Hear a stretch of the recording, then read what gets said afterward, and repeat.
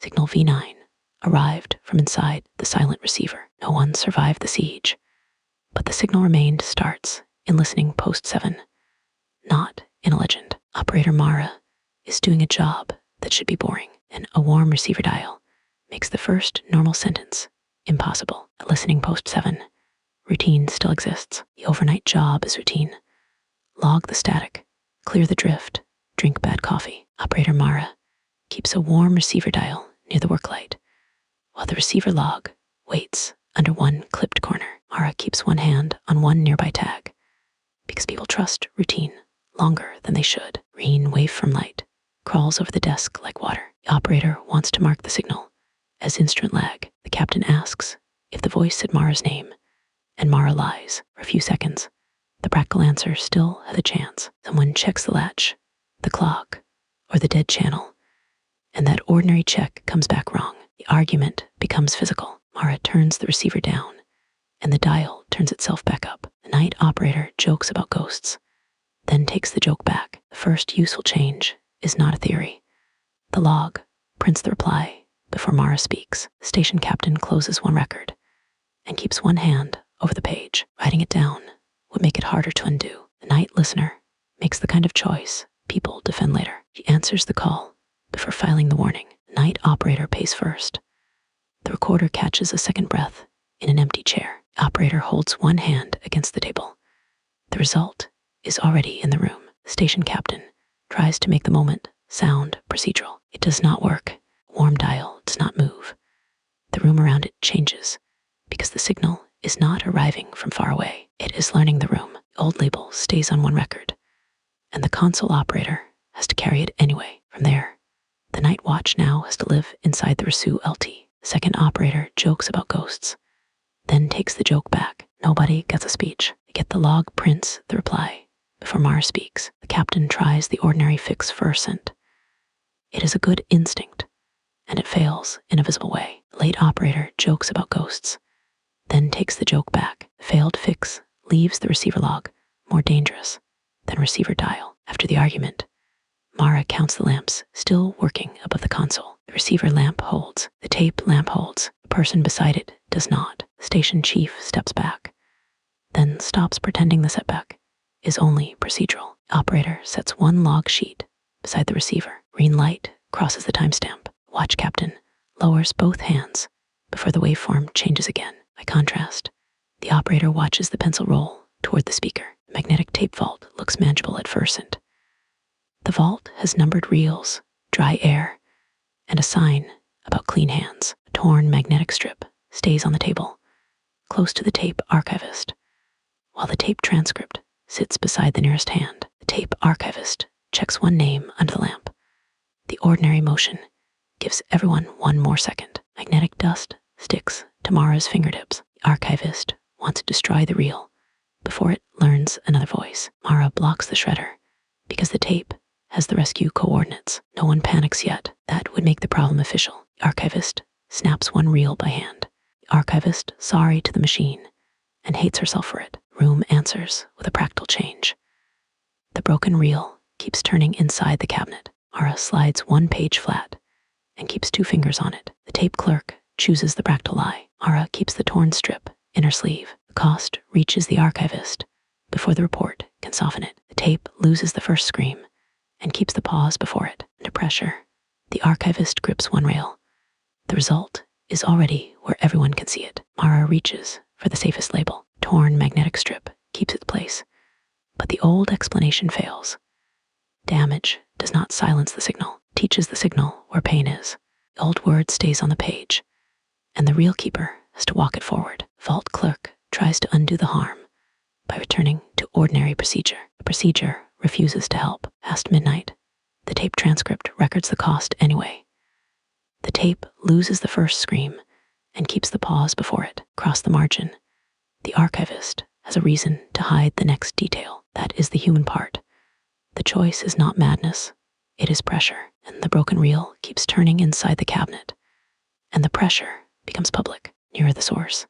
The archivist asks for coffee, and nobody answers quickly enough. That pause matters more than our explanation. Behind that, the tape clerk carries the paper cup over by hand sets it down and watches the signal make the kindness feel late. The reel keeper pulls one tape loop from the reel, sticks to the edge. Mara steps closer, then stops. The machine starts before anyone touches it. The first minute inside the rescue ship is almost dull. The checklist is written for fire, vacuum, and panic. It is not written for recognition. Rescue pilot, leave a sealed packet card where everyone can see it, and the rescue checklist stays visible on the table. Rescue pilot sets one page beside the light, and nobody moves it. Static crackles through the ship hull like frozen. The pilot wants to launch before the signal moves again. Medic refuses to board. After the beacon speaks from inside the ship, everyone gives the ordinary explanation. One last second. The pilot straps the packet card to the throttle. The medic stays on the gantry with both hands over her mouth. After that, the record has a new shape. The empty seat records a heartbeat. Quietly, the station medic folds one sheet and traps it under one palm. Rescue lead takes the option that can still be explained to board. He launches with one seat empty. That decision hurts the station medic first, and the rescue path becomes part of the broadcast. The medic sets one cup down without drinking. Result has reached them first. The gantry medic tries to shrink the damage into paperwork. Nobody has to decorate the moment. A sealed packet card now means this. The beacon was not calling for rescue. It was rehearsing the rescue. The old name stays under the clip, but the launch pilot can no longer trust it. The ship medic keeps moving, because stopping would become an answer. After that, the beacon was not calling for rescue. It was rehearsing the rescue. The rescue ship gives them one quiet minute. Someone checks a latch, a switch, a seal, or a timestamp. The check should end the argument. Instead, the rescue path becomes part of the broadcast. The mistake is practical. The empty seat pilot flips the breaker before the tape finishes. The post medic notices, reaches for the switch, and leaves their hand there too long. The medic grips the console with both hands. Static crawls under the switch plate. The pilot cuts one breaker, and the room stays lit. The gantry medic reads the dark panel twice. The antenna field gives them a normal surface to hold onto. The field is all bolts, ladders, red mud, and wind. The antenna report rests where nobody can pretend not to see it, while the relay technician keeps one hand near a cracked antenna fuse. Relay technician counts 3 marks on one tag, then stops trusting the count. Rain hisses on the warm fuse and smells like pennies. The technician wants to cut the field before every dish turns inward. The pilot orders him to keep the signal alive until the ship clears range. The quiet does not feel supernatural. It feels administrative. The technician pulls the cracked fuse with bare fingers. The pilot screams over comms once, and the scream loops under the carrier tone. Proof stops being decorative when every dish turns toward Mara's empty chair. Rescue lead presses one hand over the line. Nobody wants read aloud. Relay tech picks the answer that protects procedure first, and he kills the exterior relay and traps the signal in the station. The result is immediate for the launch pilot. The antenna report points at the room instead of the sky. The empty seat pilot puts one palm on the glass. The result is already behind it. The pilot says the official sentence first, and the evidence is plain enough to hurt. Distance has stopped being part of the problem. The category sits on the paper, while the field technician carries the cost past it. When they leave the antenna field, the route forward is narrower. The dish report is still visible. A cracked antenna fuse is still closed, and the rescue lead has paid first. The launch pilot understands the cost before the senior people do. Nobody calls it revelation. They are too busy deciding who has to touch an antenna fuse next. Nobody has a speech ready. The empty seat pilot untangles one headset cord and keeps looking at the floor. Field tech lowers their voice because quiet is easier to survive than certainty. The technician pushes one paper cup across the desk. The pilot does not drink. Headset slides when the receiver wore MS.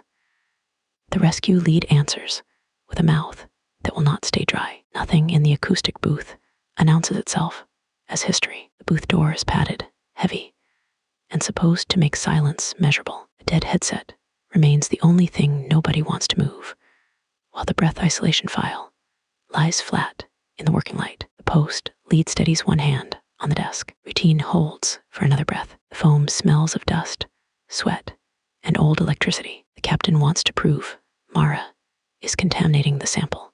Mara begs him to open the booth, and the captain refuses after the voice uses her mother's voice. The sensible answer is still alive, barely. Mara pulls the headset off and leaves it moving on the desk. Mara checks her own hands first, because shaking would make the captain right. What matters is the change left behind. The file records a breath from behind the wall. Mara moves one chair back and keeps the page in reach. The station chief does not mean to hurt anyone. The captain keeps recording instead of opening the door. By the time anyone argues motive, Mara is already carrying the cost. The dead channel learns the operator before she answers. Mara watches one light change. The result no longer needs permission. Mara tries to keep the problem inside the form. The dead headset becomes harder to touch after that because the booth does not contain the signal. It gives the signal a mouth. The old label stays under the station captain's hand until the hand moves for ascent. The detail is small enough to miss until someone tries to leave. And the file records a breath from behind the wall. The breath isolation file changes the room's behavior, not just the theory. The watch captain moves from the doorway to the table, and Mara moves back. That small movement tells the truth before anyone says it. For a while, the work becomes ugly and small. Someone labels a reel. Someone checks a fuse. The post lead presses a thumb against the console edge until the skin goes pale. The captain carries the fuse to the relay shelf. Green dust marks her sleeve. Mara orders silence. Mara drops the report on the floor instead. The final listening chair starts with work, not revelation. The final chair is ordinary office furniture, which makes it worse. Night listener works around a cold microphone grill because the final carrier tone remains close enough to read. The console operator keeps one thumb on the form until the paper bends. The microphone grill warms under her palm. Mara wants to stop answering and leave the room ignorant. The channel offers the rescue craft back if she says her name clearly. Nobody wants to be first to name the wrongness. Mara puts one hand over the microphone and one hand on the door latch. He does it because guilt is faster than courage. The event becomes usable evidence when the receiver cuts power. But the dead channel answers again. The dead channel pins one corner down until the paper stops shaking. The operator makes one useful mistake. He says the rescue pilot's name instead of her own. What follows is not symbolic for the launch pilot. The final broadcast turns listening into the event. The empty seat pilot keeps both feet still. The result moves anyway. The dead channel wants the report to sound calmer than the room. The category breaks quietly around a cold microphone grill. The signal was not a warning from the disaster. It was the disaster learning how to speak. The old word remains on the form, and the night listener has to sign around it. Decision is not bigger. It is meaner. The console operator can protect the report or protect the pilot. And the room has already made both choices expensive. The rescue lead reaches for microphone grill as if it is only evidence. It is heavier than the story anyone wants to tell. By the time the receiver cuts power, but the dead channel answers again. The old version of events is no longer usable. The dead channel tries to file the first accept log. Mara blocks the console, not dramatically, just enough to make the lie wait beside the tape. The operator presses one palm over the microphone grill. The dead channel reaches for the switch. The launch pilot blocks it with both hands. The lamp goes red behind them. The station chief asks for one more check because fear sounds better in procedural language. The night listener allows it. The result is worse because the signal is not arriving from far away. It is learning the room. The console operator sets one log sheet beside the receiver. The night watch watches the pencil roll toward the speaker. Junior technician drops a pencil and apologizes as if that is the problem. Second operator kneels to pick it up, then stays there because standing would make the next call real. Another object will not change anyone. Consequence will. The tape loses the first scream and keeps the pause before it. The archivist reacts first, and that reaction changes what everyone else is allowed to deny. The vault clerk pulls one tape loop from the reel. The empty seat pilot holds the table edge, while the ship medic reads the line again. Nobody is enlightened by it. They just understand who is to stay in the launch craft when the door closes. The post medic grips the console with both hands. The medic reads the dark panel twice. After the argument, the rescue lead counts the lamps still working above the console. The gantry medic steps back, then stops pretending the setback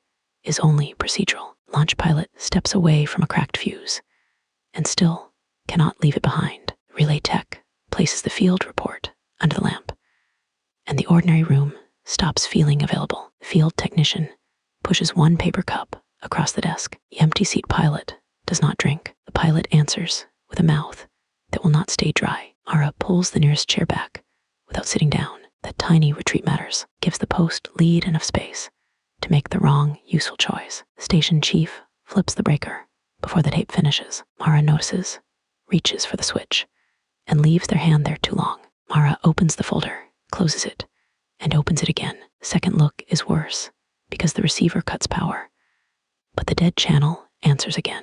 Rescue lead blocks it with both hands. Late operator touches a dial with 2 fingers, then wipes those fingers on their sleeve. The gesture is small. It is also the first honest vote in the room. The night listener sets one log sheet beside the receiver. The console operator presses a thumb against the console edge until the skin goes pale. Mara sets the tape transcript beside a torn magnetic strip and tries to keep both hands flat. The flat hands are a lie. Everyone sees it. The archivist pulls one tape loop from the reel. The final image is simple. Mara remains in the final listening chair with a cold grill